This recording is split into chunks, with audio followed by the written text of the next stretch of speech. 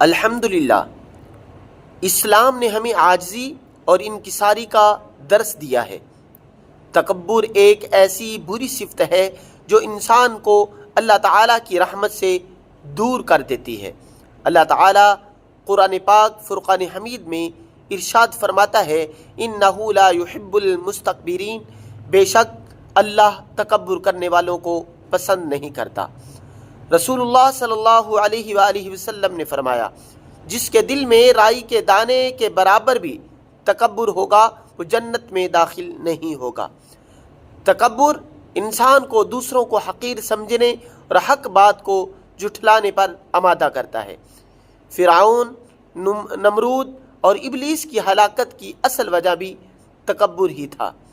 ہمیں چاہیے کہ ہمیشہ عاجزی اختیار کریں، دوسروں کو عزت دیں، کیونکہ اصل بزرگی اللہ تعالیٰ کے نزدیک عاجزی اور تقوی میں ہے۔